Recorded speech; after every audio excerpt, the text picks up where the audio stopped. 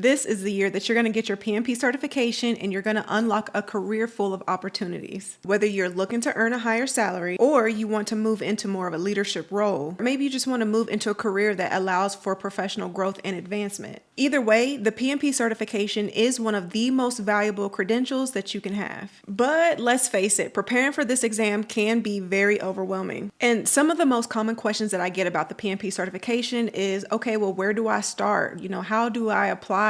How do I pass the exam on the first try? What do I need to study for this exam? So in this video, I'm going to tell you step by step what you need to do to sign up for this exam, study effectively, and pass this exam on your first try. So make sure that you grab a pen and paper or just save this video for later. But either way, we're going to go through everything that you need to know to pass the PMP certification exam. So step one is making sure that you verify that you're eligible to take this exam. This is essentially where a lot of people get stuck, so I'm going to help you. When it comes to being eligible to take the PMP certification exam, you really have two options in terms of eligibility. So the first option is having a 4-year college degree or a degree from a university. If you have a college degree, then you need 36 months of project management experience, and then you also need 35 hours of project management education or the CAPM certification. And then the second option has to do with whether you have a high school diploma or an associate's degree. So if you have an associate's degree or a high school diploma, then you'll need 5 years of project management experience. And then you'll also need the 35 hours of project management education. Now, when you're calculating your project management experience, it has to be consecutive experience, meaning you have to have had worked on a project, and then after that project wrapped up or finished, then you started another project. You don't want to account for any gaps in your experience because then that takes away from your total cumulative hours of project management experience. And then another question that I get is what qualifies for those 35-hour project management education requirement? You really have 3 options when it comes to meeting this requirement. So your first option is an instructor-led course. So essentially, PMI encourages individuals to take courses that are vetted and approved by the Project Management Institute. So you have the option to take courses by what PMI calls their authorized training partners or their ATPs. They do provide a link where you can actually view companies who are considered their ATPs.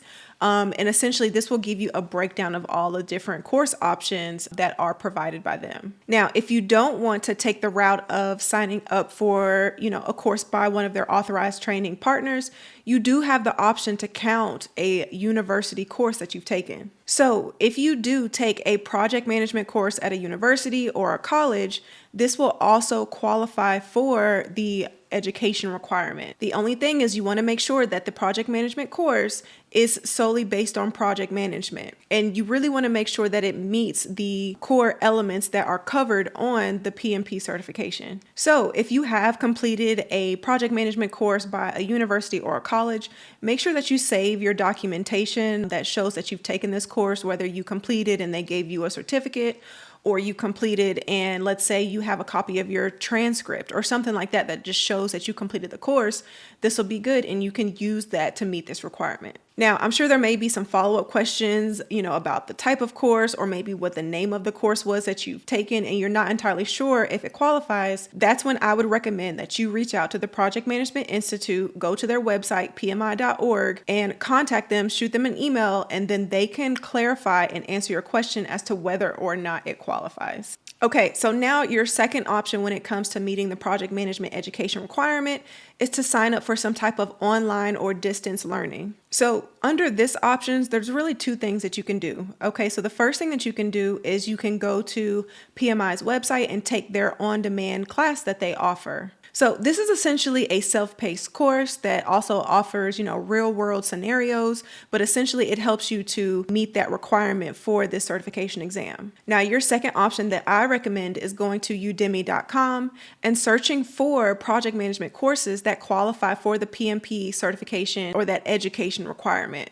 So essentially you'll type in project management certification or PMP certification, and you will see a list of courses that will meet that qualification. Now, you'll see it once you search for it as to which courses qualify for that, but those are essentially the two paths that you can take under this option. Okay, and then your third option is you can sign up for an employer-sponsored program. So sometimes employers will provide project management training that you can sign up for. So this is also another option as well. If this is something that your employer does, make sure that you just keep a record that you did complete the course, just in case you happen to be audited by the Project Management Institute. And then the fourth and last option when it comes to meeting the project management education requirement is to get your CAPM certification. So if you're in the early stages of project management, you're learning about it, you have little experience, I always recommend to get your CAPM certification because it will help you to start building that strong foundation of learning about project management.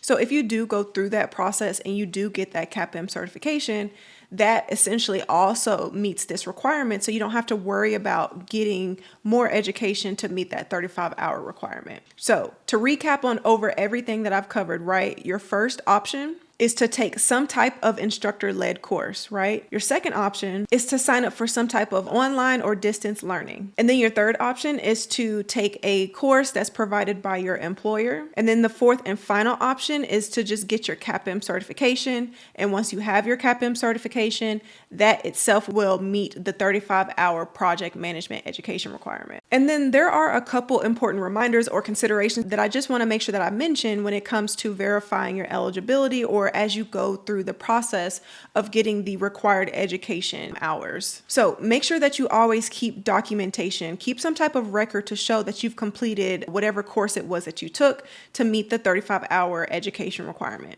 And then also any courses that you take must cover the topics that are on the PMP certification exam. So that means it should cover topics like scope, risk, project scheduling, all of those different topics that are going to be on the exam. And then also I want people to know that self-directed learning is not an option. So if you feel like you just want to read through the PMBOK guide, do your own studying, and then try to count that towards the 35-hour education requirement, just know that that will not be accepted. Now, once you've confirmed that you're eligible to take the exam, now it's time to fill out your application. So here's how you're going to do it. I want you to go to pmi.org and create an account. Once you create this account, this is essentially where you're going to manage everything that's related to your certification. The second thing that the application is going to do is going to ask you to document your experience. Now, this is where you're going to provide information about the projects that you've managed, recently or in the past. So they're going to want to know what was your role on the project, and most importantly, they want to know the dates of those projects. When it asks you to provide a description of the project, you can say something like,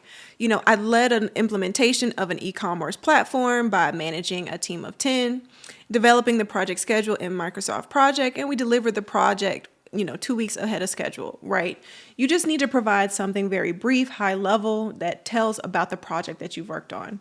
You don't have to provide a full story or briefing or anything like that about the project. You just want to keep it very high level. And then you will have to submit your documentation to show that you've taken the 35-hour education requirement or that you've met that requirement. So this is where you'll also submit that information as well. Now, once you submit the information, it usually takes PMI about a week just to review your information. But once you're reviewed and approved, then that's when you can schedule your exam. Now, I do want to put out a disclaimer and let people know that there is a chance that you could be audited by the Project Management Institute. Just know that it's not a very high chance of being audited, but this is also why I tell people to keep documentation, just so that if you are audited, you can provide that documentation easily just to prove, that you have met the requirements, and then you have essentially nothing to worry about. So this is not to scare anyone or to, keep them from applying. This is just a heads up to know that it could possibly happen. Okay, so once your application is approved,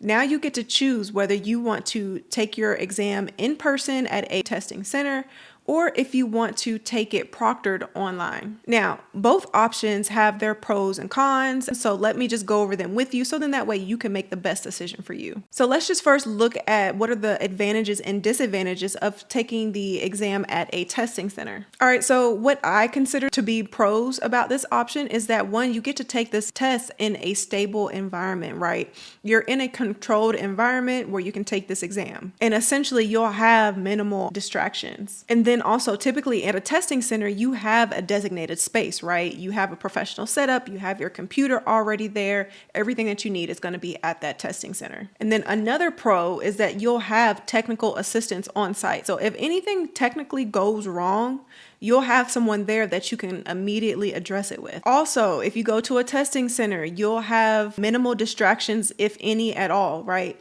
We know that if we're at home, we're more prone to having more distractions, people calling us, things popping up, noises, whatever it may be, right? When you're at a testing center, you don't really have to worry about that. And then another pro would be, this one would be more towards people who are actually really good test takers, but some people actually prefer that controlled environment. They want to actually be in that setting because it just helps them to focus better. And then what I also consider to be another pro of the testing center is you don't have to worry about meeting the strict rules that come with taking an online proctored test. For instance, when they want you to have a very clean desk setup, they want to make sure that you don't have any extra screens up, or they don't want you moving your eyes too much, or whatever it may be, right? You don't really have to worry about any of that when it comes to a testing center. Now, one of the cons that I would say that comes with this option would just be the potential of having a travel requirement, because not everyone lives close to a testing center, right? So depending on where you're located, it may be more of a hassle to have to go and take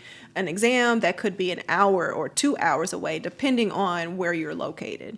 For some individuals that are in larger metropolitan cities, then that won't really probably be a concern, but it's just something to think about depending on where you're located. Also, what I would consider a con would be just be the scheduling. When it comes to testing centers, right, there's typically fixed scheduling, so it may be more difficult to kind of get the date that you prefer, dates fill up quickly or so forth. So I would say that's one con that maybe comes with this option as well. And then another con, now this con I would say is probably more towards people who don't really consider themselves great test takers, right? Because if they get into the testing center, it could just cause you even more anxiety, right? Because now you really feel the pressure because you're at the testing center. So if you get a lot of anxiety with taking tests, then maybe that environment will also just kind of not be the great option for you. But that is something to consider. All right, so now let's look at the second option, which is the option to take the test from home. Okay, so first and foremost, the pro that comes with this option is just the convenience, right? So essentially, if you take the test at home, you don't have to worry about, the long drive to the testing center. So you really kind of get that flexibility with taking it at home. And then also, if you do have a longer commute to a testing center, well, if you do take it at home, you don't have to worry about the costs and the time that comes with all of that, right? Essentially, that's not something you worry about. And then another thing, if you have more of a preference, right, of your workspace, what makes you comfortable, then essentially you get to kind of control your environment, right? So you can, set up your workspace that's comfortable to you. And then also, if you decide to take the test at home, you don't really have to worry about the dates becoming unavailable, right? You really have more availability options when it comes to taking the online proctored exam. Okay, so now let's talk about the cons that come with taking online proctored exams.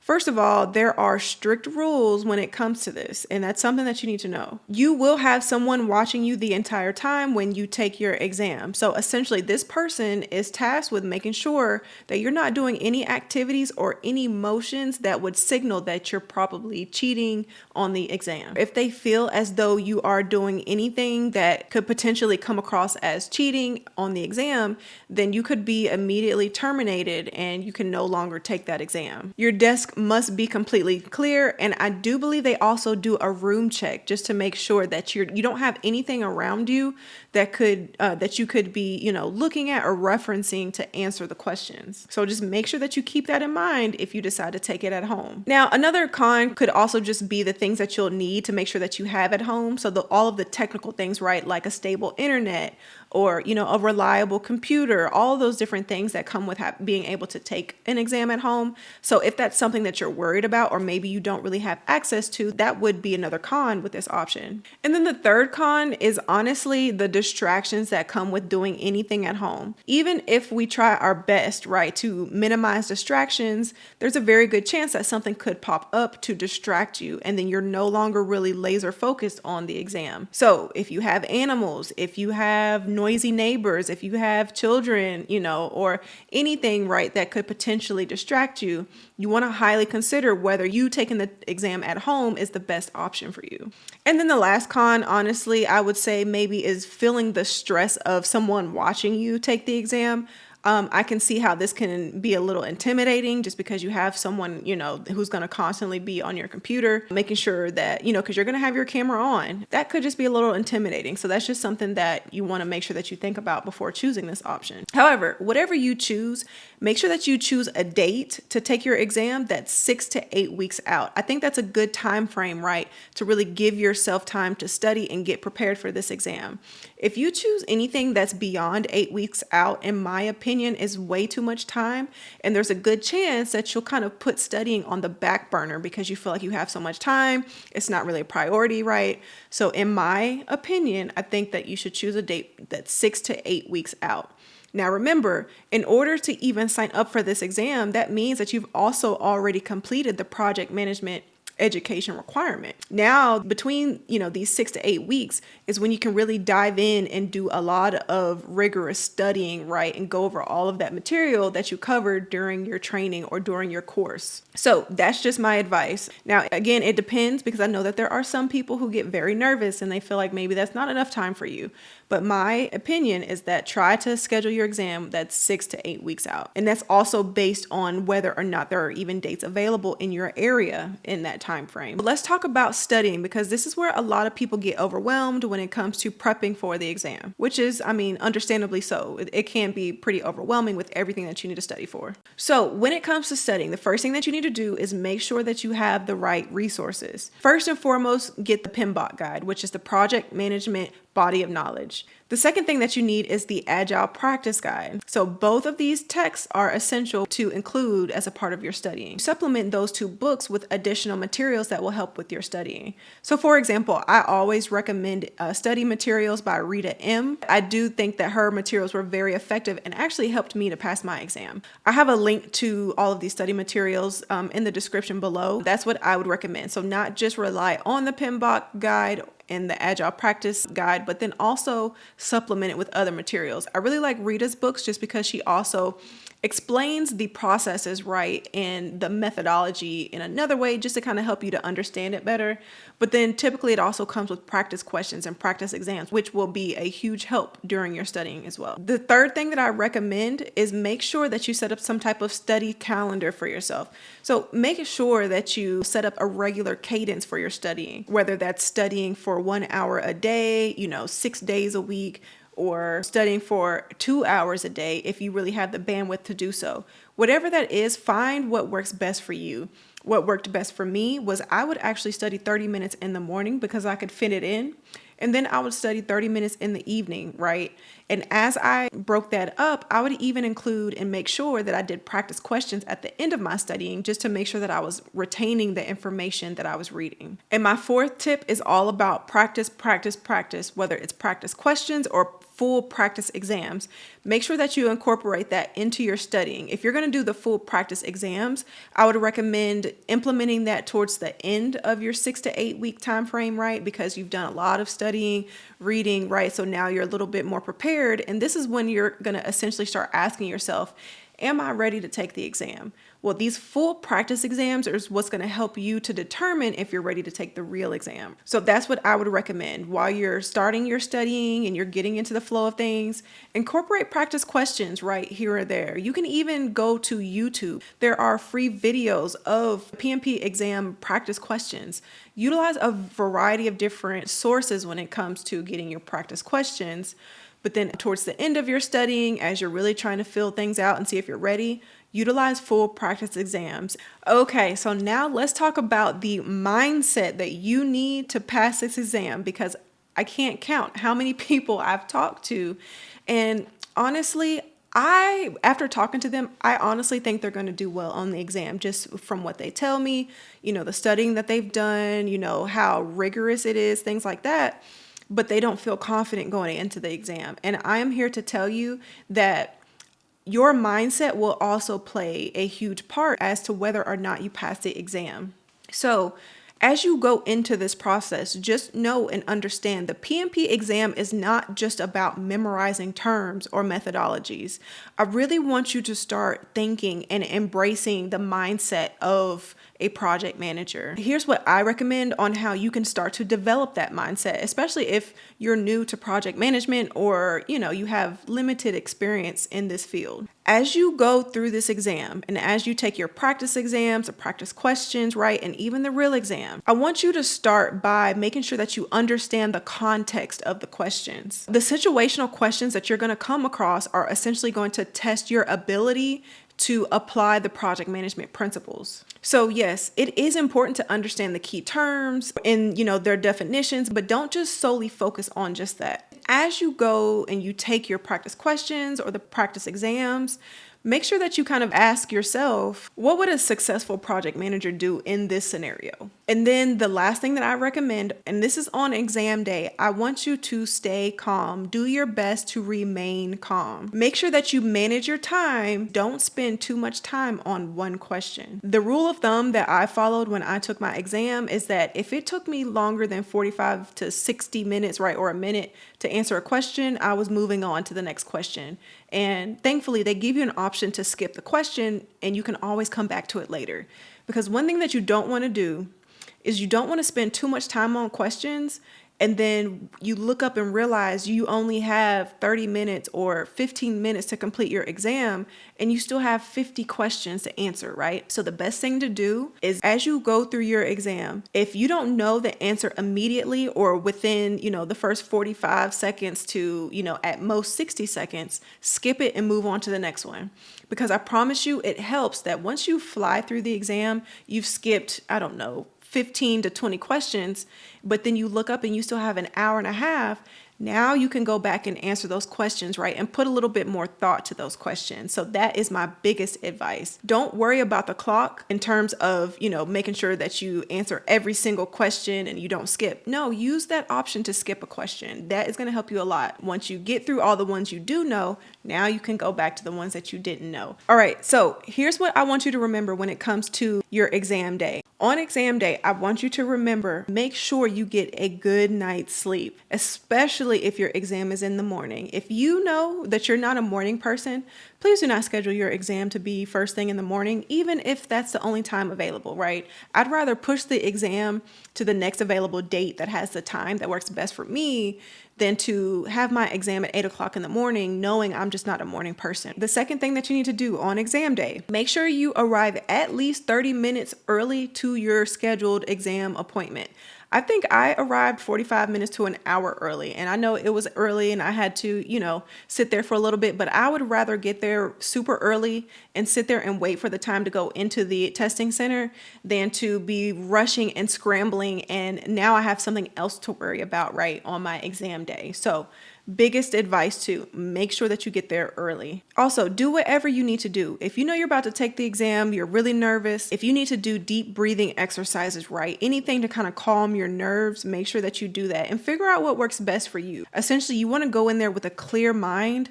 And so sometimes, doing those types of exercises will help you to alleviate some of that stress or anxiety that you're feeling. Now, hopefully, if you were doing the full practice exams and you were doing them in simulated environments, so meaning you were acting as if they were the real exams, hopefully that too also helped give you more confidence as you go into the real exam. All right, so I hope all of the steps that I went through helped answer some of those common questions that I get around the PMP certification. And remember, earning your PMP certification is gonna open more doors for you. Even if you're already somewhat in project management, it can potentially open even more doors for you, right? It could also help you earn a higher salary or use that as a negotiating tool so that if you start applying for new jobs, you can now earn or negotiate for a higher salary. The PMP certification could even qualify you for higher leadership roles depending on your experience. Just remember, anyone who has their PMP certification earns 25% more on average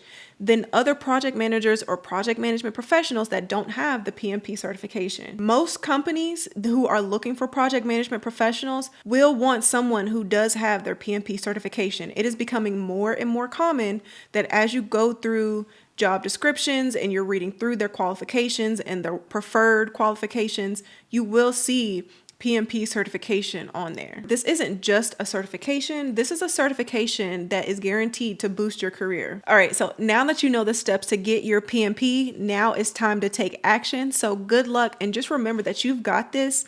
Be confident, and I can't wait to hear that you've gotten your PMP certification.